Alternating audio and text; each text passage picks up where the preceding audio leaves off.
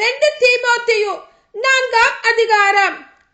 கடவுள் முன்னிலையில் வாழ்வோருக்கும் இறந்தோருக்கும் தீர்ப்பு அளிக்க போகிற கிறிஸ்து இயேசு முன்னிலையிலும் அவர் தோன்ற போவதை முன்னிட்டும் அவரது ஆளுகை முன்னிட்டும் நான் ஆணையிட்டு கூறுவது, இதை வார்த்தை அறிவி.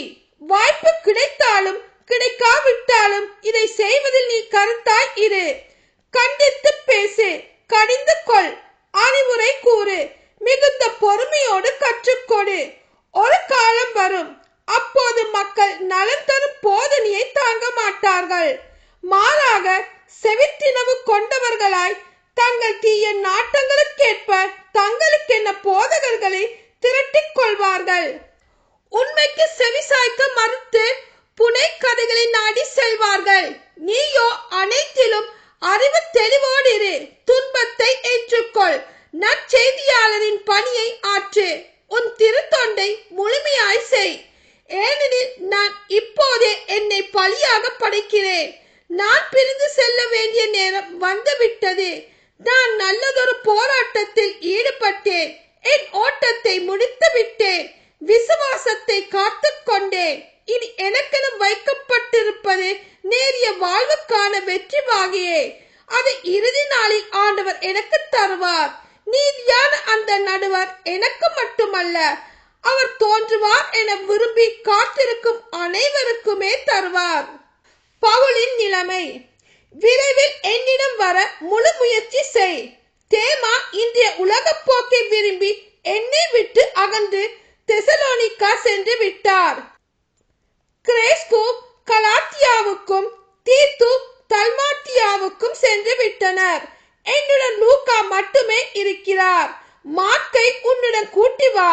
அவர் திருத்தொண்டில் எனக்கு மிகவும் பயனுள்ளவர்.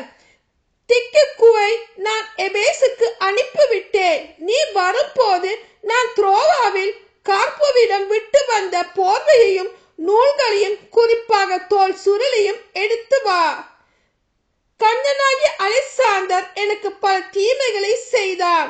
அவன் செயலுக்கு தக்கவாறு ஆண்டவர் அவனுக்கு பதில் அளிப்பார். அவனிடமிருந்து உன்னை காத்துக்கொள். அவன் நம்முடைய போதனையை அதிகம் எதிர்த்தவன். நான் முதன்முறை வழக்காடிய போது எவரும் என் பக்கம் இருக்கவில்லை. எல்லாரும் என்னை விட்டு அகன்றனர். அக்குற்றம் அவர்களை சாராதிருப்பதாக. நான் அறிவித்த செய்தி நிறைவுற்று அனைத்து நாட்டவரும் அதனை கேட்க வேண்டும் என்று ஆண்டவர் என் பக்கம் நின்று எனக்கு வலுவூட்டினார். சிங்கத்தின் வாயிலிருந்தும் என்னை விடுவித்தார். தீங்கு அனைத்திலிருந்தும் அவர் என்னை விடுவித்து தம் விண்ணரசில் சேர்த்து எனக்கு மீட்பளிப்பார். அவருக்கே என்றென்று மாற்றி உரித்தாகுக. ஆமீன். முடிவுரை. இறுதி வாழ்த்து. பிரிஸ்கா, அகிலா, ஒனேசிபோர் ஆகியோரின் வீட்டாருக்கு வாழ்த்து கூறு. எரேஸ்து கொருந்துவில் இருந்து விட்டார்.